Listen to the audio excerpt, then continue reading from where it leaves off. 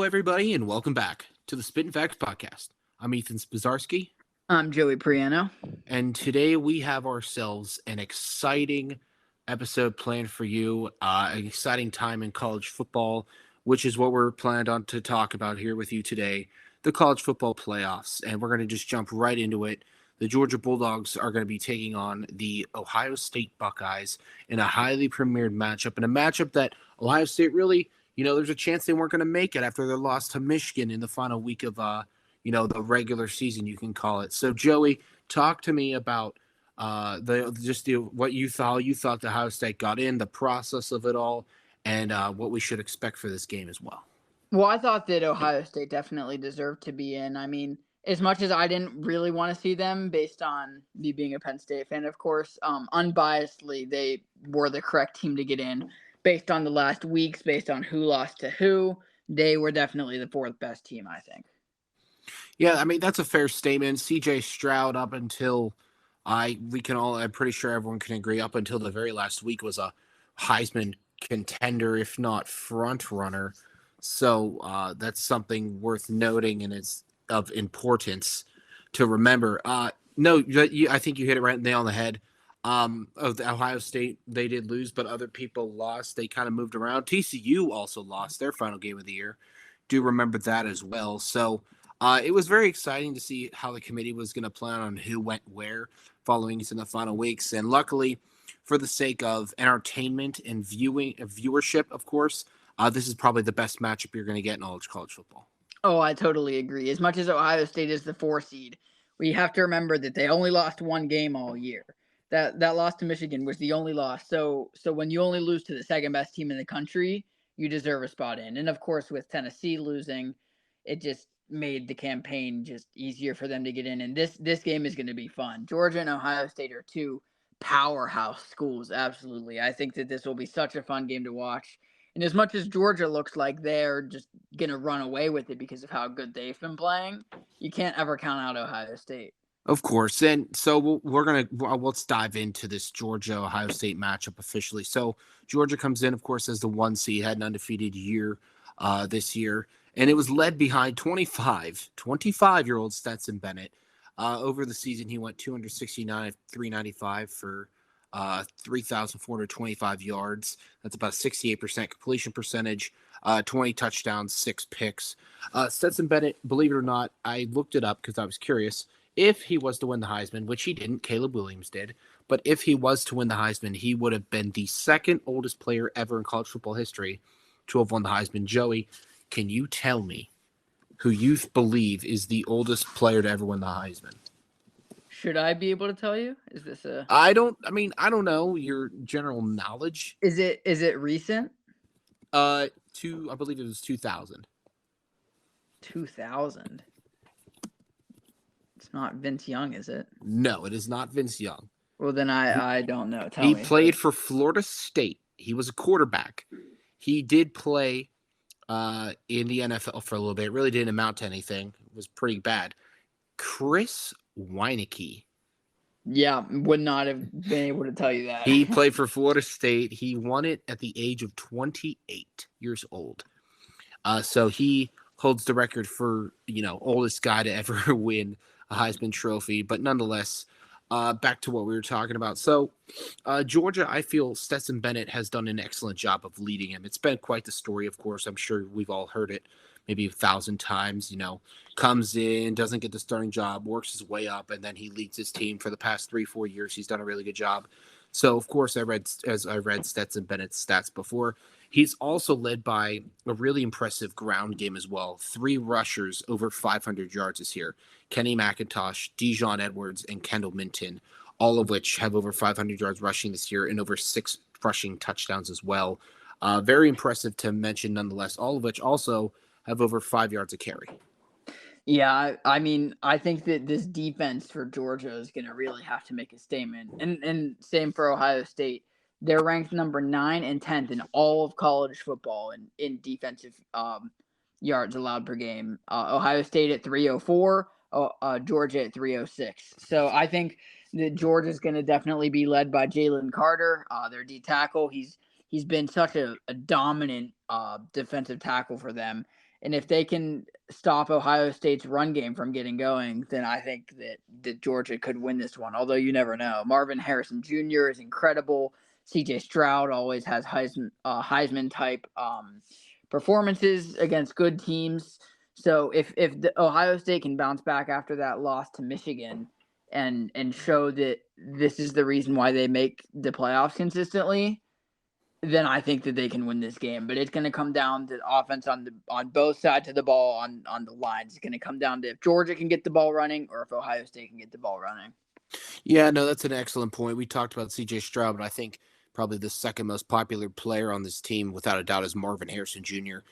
72 receptions of 1,157 yards and 14 touchdowns. He, up until the Michigan game, hadn't dropped a ball all year. I think that's incredibly impressive, which means that not only he can catch a ball, but C.J. Stroud and Marvin Harrison Jr. also have an incredible connection as a quarterback-wide receiver duo, which – yeah, it did help lead Ohio State to a good chunk of its success this year. Of course, there are many other moving pieces, including with Mayan Williams, Trayvon Henderson, Dallin Hayden as well. You can put in that conversation. But I think another key component is Ohio State's ability, of course, airing the ball out and C.J. Stroud really stepping up. If I had to pick a certain aspect that stood above the rest, but I do like your take about both defenses needing to step up because both offenses have their extremely impressive stat lines and of such that are worth noting. So, which defense is going to be able to step up, stop the run, and can Georgia stop Marvin Harrison Jr.? Because, granted, there also was another 1,000-yard receiver as well at Ohio State, Emeka Egbuka. I'm sorry if I said that wrong. Egbuka, I think that's how you say it. Nonetheless, you got to be able to stop both men and create problems. So I agree with you in that aspect as well. Yeah, and I think Jackson Smith-Njigba is also going to have a monster game if they're going to win this game. JT Tuimoloau. I probably didn't say that right. Probably butchered it. You could tell we're Pittsburghers because we can't pronounce anything. Yeah, because we don't know how to say anything. Edge rusher for Ohio State. Had an absolutely monster game when they versed Penn State. I know I watched him dominate us. He had 2 sacks, he had 2 interceptions, he had 2 fumbles against us. If he can stop the run, if he can get it one big turnover, I think that could be the difference in this game, honestly. Georgia's favored by 6.5, but I think it could come down to one key turnover, one fourth down conversion. I think it's gonna be a close game into the fourth quarter. I'm very, very excited to see how this game goes. I as well, my good sir. So this might be one of the more closer 1-4 matchups we've seen in recent history with Ohio State and Georgia, with how the season has gone for both teams. So nonetheless, it is time to pick. It is time to pick who wins this football game. Joey, as the gentleman I am, you can go first. I'm going to take Georgia. As much as I think that Ohio State's weapons are really good, I just think that Georgia's are better. I think that it will be closer than people are saying, but I'm going to take Georgia. I think they're the best team in the country. I'm going to follow behind you with that as well. As much as I would love to see Ohio State come out of nowhere and just be able to rebound and dominate, and for C.J. Stroud to get his championship game that he deserves, I can't see that happening with the Georgia defense. For God's sakes, that Georgia defense is insane. Yeah, I can't look past it. I'm also really excited to see what Brock Bowers does. He has been incredible. He is a tight end, but he's fast and he's able to move. He can block. I like Brock Bowers a lot. I think he's also a key factor in this game. I'm going to take the Georgia Bulldogs over the Ohio State Buckeyes. Now, moving on to our second game, the other semifinal game going on. It'll be the Michigan Wolverines versus you guessed it, TCU Horned Frogs. Ladies and gentlemen, I can't tell you the last time I've seen such a impressive TCU force. I kind of like to compare them in a sense to the Philadelphia Eagles, and here's why. Let me explain myself because I understand that could be please tell me why. That can be a very interesting take, however you take it without me explaining. TCU to me in the beginning was like, are they contenders or pretenders? Kind of like the Eagles were. Eagles come out incredibly hot, super fast, undefeated. They got to 11-0 before they had their first loss. Contenders or pretenders. And up until this point, I didn't know if TCU was contenders or pretenders. But then I saw the Kansas State game. Granted, they lost. However, the effort, the amount of ability of comeback, they were really down bad in that game, and the comeback ability TCU has, Max Duggan, I thought was incredible. I truly believe that TCU can be contenders, like the Philadelphia Eagles were at some point before they're 11-0. Because I kind of was like, oh, well, Philadelphia's 11-0, but look at their schedule. Were they really that good? Then you watch them play their past few games. Granted, they've had 2 losses. They're 2-2 in their last 4 games. But they've shown to me that they are a very impressive football team, and they have a lot of, they have a lot of great players, and I think TCU kind of falls in that category. Oh, I agree. I think TCU absolutely deserves to be here. I think that I agree with you that I didn't really know. I couldn't say for sure that I was like TCU's the team that is going to get into the college playoff. I couldn't say it for sure until coming down to the end of the season. And I agree with you that Kansas State comeback, although they didn't capitalize, was just incredible. And to do it, one thing that I note is that they did it without their best running back, Keandre Miller, who has the second most rushing yards for TCU this season, second most in a single season since LaDainian Tomlinson. One of my Pretty favorite running backs pretty in the high NFL. praise. They mounted that whole comeback and almost won that game without their best running back. They probably win that game if he's playing. So I think they absolutely deserve to be here. I wasn't so sure on them. I feel like they're kind of like Cincinnati from last year. Yeah. I feel like that's a fair comparison, but I think that they're better than Cincinnati was this year. I think that they've beaten more top 25 teams than people realize. I think that they absolutely deserve to be here and that they've been coming for a long time with Max Duggan. And so I really think that it's going to be a fun game. Although I will say before we talk about our next team that I don't think this game is going to be as close as the Georgia game. Oh, no. That Quentin Johnson, their 6'4", 215-pound receiver, he's a big boy, and if he can get going, then maybe this game won't be a blowout. So all that to say, Michigan's really good. Yeah, no, Michigan is really good, and unlike TCU, without their star player, which is their running back Blake Corum, they were able to defeat the previously number 2 Ohio State Buckeyes in an incredible matchup in the last week of the regular season for college football. JJ McCarthy has been the headline of the team. Besides him and Blake Corum, both have done exceptional. JJ McCarthy's only started halfway through the year. He wasn't the starter at the beginning of the year, and right now he's the guy. He is the guy. He is him for the Michigan Wolverines. So let's break down some stat lines real quick. JJ McCarthy, speak of the devil, 188 for 288, which is 65.3%. He has over 2,300 pass yards, 20 touchdowns, and only 3 interceptions. I think that's incredibly important to remember. Both quarterbacks in this matchup don't throw a lot of picks.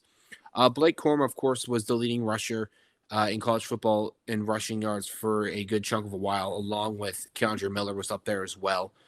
Blake Corum will not be playing in this game. His knee injury was way too much.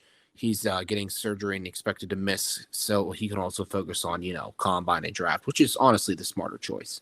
The Michigan's next up guy is Donovan Edwards, 117 attempts, 872 yards and 7 touchdowns. And then I think another stat line that's impressive, Ronnie Bell for the Michigan Wolverines, 56 receptions, 774 yards and 3 touchdowns. JJ McCarthy has shown he can just nuke these balls, 3 40-plus yard touchdown plays against Ohio State. I think that's incredible. And that was just in the first half. I'd have to double check that stat again for the whole game. But I think that right there in their Michigan's high-powered offense have proven for themselves to be a reason why they are a top contender in the college football playoffs. Yeah, note that Donovan Edwards in that game, like Blake Corum going out is it's really scary because he's so talented. But Donovan Edwards, you noted 800 rushing yards and 7 touchdowns. Well, 216 of those and 2 touchdowns came in that win against Ohio State. And Ohio State's defense is one of the best. They're 9th total in yards allowed per game. So with a backup running back rushing over 200 yards and, like you said, the 40-yard completions for J.J. McCarthy. They to do that against Ohio State, and I firmly believe that based on the way that they played, TCU should be the 3 and Ohio State should be the 4. However, I think that Ohio State is better than TCU. I think that if they would have said that Michigan is the one, or that Ohio State would play TCU instead of Michigan, that wouldn't happen, of course. But if Ohio State would have played TCU, I think Ohio State would win that game. Yeah. But I think that Donovan Edwards could have a monster day. I don't even know if they're going to need JJ McCarthy. I mean, obviously they're going to need him, but I don't think they're going to need him to put on the show that he put on against Ohio State. So No, and I think they might run away it with just this. it kind of, I mean, it does stink a little bit because TCU, they're not in a Power Five, they're not in the like Power Five or like the top 3 conferences in college football. I mean, they're in the Big 12, which means they're not. I mean, they're not going to be facing the Michigans, Ohio States, the Penn States, the Georgias of college football, because that's just not where their conference is. They're not going to be expected to play the Alabamas as well. Like, they're just never going to face that because that wouldn't happen because they usually play mainly people in conference throughout the Big 12, and the Big 12 isn't a top 3, top 5 power conference school. So, nonetheless, I mean, I feel like that plays an aspect into it. I feel like if you gave them the opportunity, they could step up to a few of those games. But I do agree with what you said. TCU, if they played Ohio State, I feel like Ohio State would definitely defeat TCU. Not saying again they're taking any credit away from TCU as a team because they are very talented. But nonetheless, I think Keandre Miller's having an exceptional year. They didn't have him. Do you know if they're going to have him for their playoff game in a couple days? I believe they will, but I will have to check on that. Alrighty, I know. So these I mean, these games are coming up within come Saturday. These games are going to be being played, which is important to note as we get very close to the college football playoffs, and then the national championship game. I'd have to double check, is played, I believe, on the 7th or the 9th of January. I don't know. I think it's the 9th. 9th. All right. Of course, I will double check. If we will be put in the description. Shame on me for not having that bolted into my head. I apologize for that. But nonetheless, we've talked about Michigan. We've talked about TCU. Now it's time for our picks. Not really surprising who we're both going to go with. It's not as much of a real shocker, real breathtaker. I am going to take the Michigan Wolverines to defeat the TCU Horned Frogs. Like last year with Cincinnati and Alabama, it wasn't really, I mean, we were excited for the matchup because, Desmond Ridder, Sauce Johnson, like we were really excited to see how they were going to fare up. But I feel like everyone knew in reality this was going to be a blowout. And I feel like it's going to be the same here. I think it's going to be like 41, maybe 21 at best, 41-17 kind of numbers. I think Michigan just dismantles TCU, and I do think they'll move on to play in the national championship. I don't know if it'll be as bad as the Cincy-Bama game. Bama beat them 27-6, and Cincy didn't have a touchdown. I think TCU will get a touchdown or maybe 2 in this game, but I'm also going to take Michigan. Also, I did confirm it is the 9th. The 9th. Beautiful. Yes, good job. I do think Michigan's going to win. I think they're going to score 40 points. I don't really have a final score, but I do think Michigan's going to win. So it looks like we both think Michigan, Georgia is going to be the finals. So you want to talk about that? Of course I do. So Michigan and Georgia is going to be an interesting kind of matchup. So you got the 1 and 2 seed. Not really like surprising or crazy. But if you told me right now, without watching any of these games, because my opinion might change come the playoff games played on the 30th. Right now, you ask me, Ethan, who do you think is going to win the national championship? My answer to you would be in confidence, the Michigan Wolverines. Wow. I believe Michigan is that good to defeat Georgia this year. I think, for Harbaugh as a head coach, it's his year. He's had so many really good, productive years that sometimes don't show. Sometimes do show, and they've been able to fall short.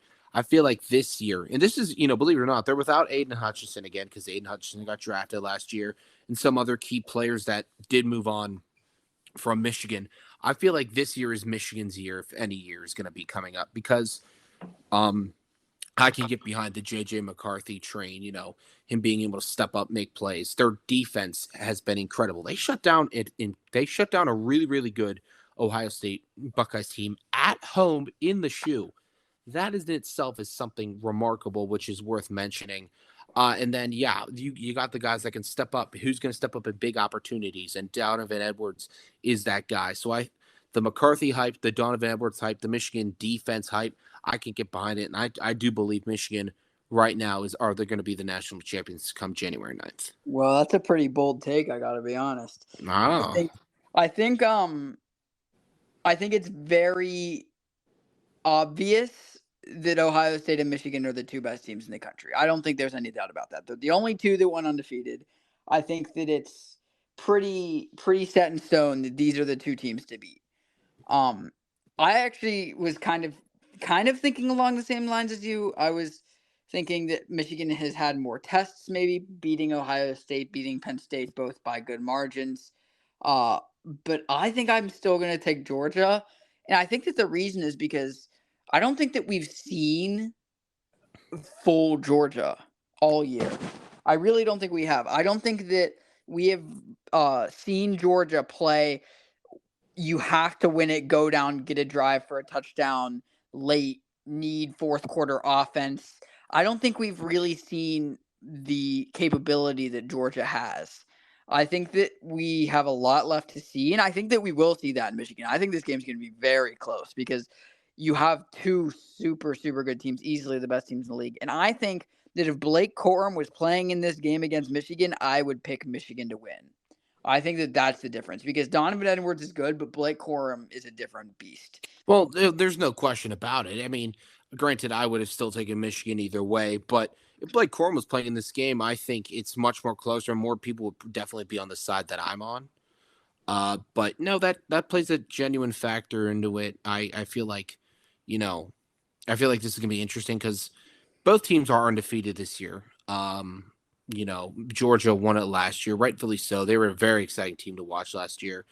Watching Kirby Smart win last year was something I was happy about, and I feel that anybody just dethroning the kings of football, which are Nick Saban and the Alabama Crimson Tide, is going to be something everyone wants to see, and of course the revenge game from a couple years ago. But we're here in the now. Georgia's the champions, defending their crown, and in my opinion, I'm going to stick with what I said. The defense wins championships. I think the defense, along with Donovan Edwards, are going to step up and make plays and be able to win this national championship. I think this is a kind of unique scenario because it's not very often. Like you look at, okay, who's your key player for the matchup? Oh, it's Stetson Bennett. Oh, it's C.J. Stroud for Ohio State. Oh, it's J.J. McCarthy, Donovan Edwards. It's all these guys. I think it's weird that for Georgia, I think it's Jalen Carter. You never look at a D tackle and say this is the guy that's gonna determine the game. But Yeah. he's just one of the best D tackles we've ever seen coming out of college. Projected number 1 overall pick. Probably going to go number 2 overall just because the Texans need a quarterback so bad. But he's probably going to go number 2 overall. And I think that the battle of this game is going to be Jalen Carter versus Donovan Edwards. I really think that's going to be the battle. And you said it in favor of Michigan. I'm going to say it in favor of Georgia. I think defense wins championships. And I think Jalen Carter steps up. I think he's going to get a sack in this game, maybe 2. I think that they're going to win behind him. But yeah, agree to disagree, but we'll find out on January 9th if we even get the matchup prediction correctly, which I feel confident that we will. I'm confident in us as well. Not only that, and these teams. There is another bowl game I do want to discuss with you, Joey. But before I do, there is a topic that I feel that is worthy of discussion for us both, and it's important. So the college football playoff, as you know, has 4 teams, and in recent history, it has only been 4 teams. But for the first time ever, we're going to be expanding that from 4 to 12. 4 teams to 12 teams, 2 sides of the bracket coming at each other with expanded teams. Joey, I want your thoughts on this. I cannot wait. A lot of people want the classic 4 team. I cannot wait for this 12-team playoff. As a very loyal Penn State fan, like I love Penn State. I think that they They are a would very technically good this year. team. They would fit in with the 12. Granted, they are the 11 seed, but they would fit in a 12 seed bracket. So And you come know what? That's 2024. okay. They're not going to win. I think that based on the playoff format that they have, I think the top 4 teams would end up getting a bye, and they would verse Tennessee. I think in the first round is who I think they would get. Um, but that doesn't even matter to me. Just the fact that I think that Penn State is super good. I think they've had very good teams over the past couple years, but they're not a top 4 team in college. They just aren't. They don't have the final pieces. I don't think that James Franklin is a top 4 head coach. I don't know that he's going to get them there. They have young talent that maybe in the upcoming years can, but I think that the fact that they're going to have this 12-team playoff is going to open so many opportunities. And then you can have more teams like TCU, like Cincinnati, get a team like maybe Tulane in there in a couple years. Get teams like that who would never ever have a shot at the top 4 in this playoff bracket to have a Cinderella story and make a run. I cannot wait. Yeah, no, I'm going to follow in behind you with that. I'm extremely excited. 12 teams. Yeah, no, that's exciting for me. I any way to keep college football or football in general to keep on going for as long as possible. That excites me. And the more teams that are involved in a tournament involves the more potential chance of upsets and exciting games. I can't agree with you more. Personally, to me, it would be, I think, maybe more exciting if or more exclusive if it was an 8 team playoff. I've always been looking at it like I feel like 8 would be the perfect number, maybe 12, maybe a little too much. But I'm not going to complain that it's a 12-team playoff. Joey, would you like it as if it was an 8? I'm gonna say no, and I'll tell you why. I think that 12 is the perfect number, not because Penn State would get in this year. That has nothing to do with it. I think that it's good because in the way that the 12-team playoff is going to work, the 12 seed is going to versus the 6 seed and inwards. So I think that being a top 4 team right now gets you into the playoffs. I think that's great. But I think that the teams like Georgia, like Alabama, like Ohio State, like Michigan, who are consistently in the top 4 should be rewarded for still being in the top 4. So I think that giving them a first round bye to avoid getting an upset by one of those smaller teams is smart because as much as big upsets like this don't happen in college as much as in the NFL, like you're not going to see a team like Tulane beat Georgia. It's not going to happen. It's still going to be a blowout anyways. But I think that totally avoiding that makes sense. So as much as an 8 team, I would support an 8 team playoff, but I think that giving them still an advantage for being top 4, since that's always what it's been, is smart. But if they decided that 12 teams in a couple years, that they decided it's too much and they want to go to 8 teams because it's too many games, then I would fully back that. Fair argument, fair points. Nonetheless, in 2024, whenever we do this, it'll be just as exciting, if not even more exciting, to talk about. Now, Joey, there's another bowl game I would like to discuss with you and hear your opinions on, and it's not because it's this team. It's merely the fact that I think of all the bowl games there are many dozens upon dozens of. I think this is probably going to be the most exciting other bowl game that is not the college football playoffs, and that's the Rose Bowl, which is always a blessing to watch in an exciting moment. Of course, there have been many iconic college football moments at the Rose Bowl, but this year the Penn State Nittany Lions, the number 11 seed, take on the Utah Utes, the number 8 seed. Both teams having an incredible year this year. Penn State finished third in the Big Ten East. And I mean, if you look at it correctly, third in the entire Big Ten. They finished with a 10-2 record, 7-2 in conference. And then Utah finished fourth in the pack. They went 7-2 in conference and 10-3 overall this year. So now we look at this, the Utah Penn State, two teams that average over 430 yards a game, two teams that have over 300 yards allowed per game on defense. Joey, talk to me about what you're expecting for this matchup. It's so tough because that's the other thing is that you said it perfectly. This is not a biased. Oh, I want to talk about Penn State.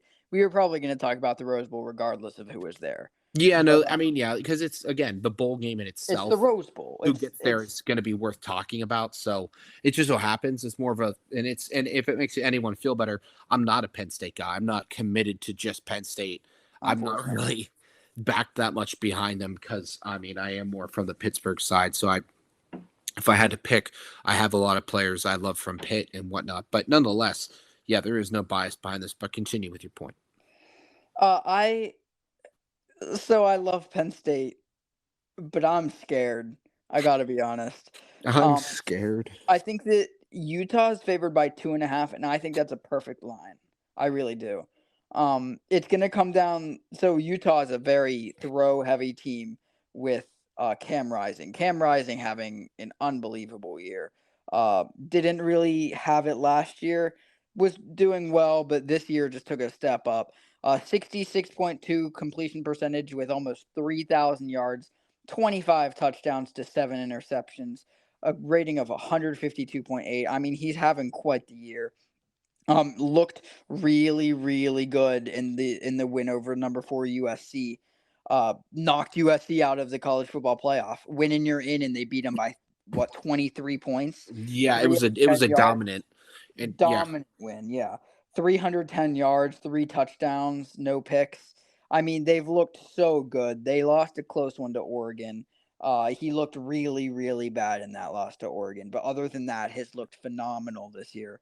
Um, but on the other side, Penn State's run game has been so good with dual threat running backs, Katron Allen and Nick Singleton. I mean, these guys are so fun to watch.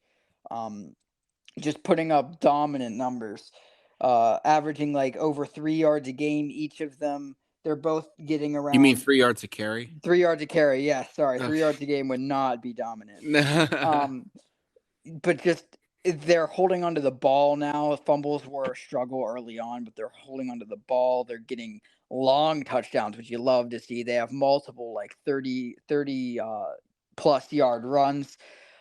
Just the two of them, knowing that we're going to have them for at least the next 2 years, just reassures me that Penn State has a future, especially with Drew Alar back there as a freshman going to come up with Clifford leaving. I just, I really love Penn State, and I think they have young guys that are really good. And I think they're going to make a college football playoff in the upcoming years. But this Utah team is just so good. So I Yeah, think I think Utah's going to win this. As a Penn State fan, it pains me to say, but I think Utah's the better team. for me, it's I'm kind of like you were before. I'm looking at defenses here because both offenses have their ups and downs, or the positives and negatives that you can look at, but both defense are equally matched here. Both allow over 300 yards a game. Both give up about the same amount of rushing yards a game, 212 to 218. And then, or excuse me, pass yards, and then both as well, even closer of a margin, give up 105 rush yards to 107. Utah having 107 and Penn State being 105. So both defenses are equally matched in the trenches on the corners and the linebacking core for me. So I feel like that's going to be what keeps this game close. And I think the defining factor in this game is what's Sean Clifford going to do for Penn State. Sean Clifford has proven to be sometimes, very rarely, in my opinion, reliable, and majority of the time unreliable. And consistency has a factor of that as well. To me, Sean Clifford, he's thrown just over 2,500 yards this year, which isn't really high. 22 touchdowns, 7 picks. He's thrown the ball 330 times, which is probably like an average, maybe in the middle, if not average, to what the college football players are throwing nowadays. But for me, yeah, can Sean Clifford show up and be that guy? Because if so, if he can lead this offense down the field, I think that defines and that wins you the game because both defenses are going to be equally matched back and forth. It's what Sean Clifford's going to do because we know what Cam Rising can do. That guy can take a hit and a half and still get up and play some football. We know, of course, I mean, Kincaid as well. He's been an excellent receiver, leading receiver for Utah as well. So we know he'll be involved with the game plan. It's just, yeah, which defense is going to play better ball and be able to stop, make key stops. And can Sean Clifford be consistent and manageable and lead this team down the field? With that being said, personally, through understanding, don't believe that's happening. I think Utah does win this football game. ESPN would agree with me in case anyone was curious. 57.4% to 42.6. ESPN says Utah has a better chance of winning this game. I agree with ESPN again, but I am very excited. This should be a very close game, mainly defensively. I also as much as I think Utah's going to win this game. If Penn State won this game, I would not be shocked at all. I mean, no, I that's a very fair statement. I think this is going to be a emotional game for Sean Clifford. I'll say this is probably his last game of football. I think that's a fair thing to say. He's not going to get drafted. He's not going to the NFL after this. This is his last year of football. It's his 6th year, 4th year as a starter. He leads Penn State in passing yards and touchdowns, although quarterbacks nowadays don't really start all 4 years, but still is the leader on those. I wouldn't be surprised if Clifford goes out with a bang in his final college football playoff game and just shocks a lot of people. Yeah, no, I mean that'd be textbook storybook kind of stuff right there for that to happen. Yeah, no, that's a fair point, an understandable one too. For me, it's too much inconsistency and no known for Sean Clifford. As you mentioned, not going to the NFL or anything, but I mean, this is we are in the here and now. We're not in the future, so we're here to look towards this game. In case anyone is curious, this game's going to be on ESPN January 2nd at 5 p.m. That's when this game is scheduled to go down. Joey, any final thoughts towards any bowl games or this bowl game? I'm, after looking less confident about Penn State because I forgot about Joey Porter, who is skipping this game to go to the NFL draft, which good for him. It's the right decision for him, but that hurts. I mean, yeah, it's going to hurt anybody in there. He's going to be a top 15 pick in the draft. And funny story. It's going to suck without him. But funny story. A few mock drafts. I've been paying attention to mock drafts. Yes, I understand it's early, but people are expecting him to go up to 15 or 20. If he's in a couple, he's looking to fall to the Pittsburgh Steelers. Not gonna lie, that would be awesome. That would be awesome. Nonetheless, though, back to what we're talking about. So this has been the college football playoff / bowl game episode of the Spittin Fax podcast. We appreciate everyone tuning in and listening, the faithful listeners we enjoy. This is episode 20. Round of applause. Small milestone for us. Very exciting. Obviously, a lot to work on, a lot to fix, but also a lot to be. I feel that we can commend ourselves on for first timers. So, Joey, congratulations to you as well for that. If you are listening here and haven't listened to any other episodes, you can find us on Spotify and YouTube by looking up Spittin Fax. And on YouTube, Spittin Fax podcast would be a better lookup. We are continuing to grow on YouTube. However, nonetheless, again, we appreciate the support. We appreciate everyone who is tuned in. I want to thank everyone for tuning in. And Joey, I understand as we round up this college football playoffs, there is some exciting topics to be talked about in other sports as well. Yeah, there is. We've got MLB free agency podcast coming up. We've got end of the NFL season coming up. We've got NHL midseason recap coming up. We've got a lot of exciting episodes coming up. There's a lot to be looking forward to. I have a special surprise coming up for our next upcoming episodes. I'm excited to talk about and reveal to you and everybody else who listens. I'm sure it'll be very exciting, but a surprise is coming and on the way. I am working on it. Fingers crossed that everything works out. But nonetheless, we're on that note. We are going to take off. We appreciate, again, everyone tuning in. Make sure to like and subscribe if you're on YouTube. Like and follow on Spotify. You can find my social media platforms for Twitter at Spazarski Ethan, on Instagram, espos_523, all lowercase. And Joey doesn't have any social media, which is honestly for the best. But nonetheless, make sure to find him on here. Make sure to comment. Make sure to give him a shout out on here. I'm sure he will look and answer you ASAP. And with that, we say goodbye, good night, farewell, and we'll see you guys next time.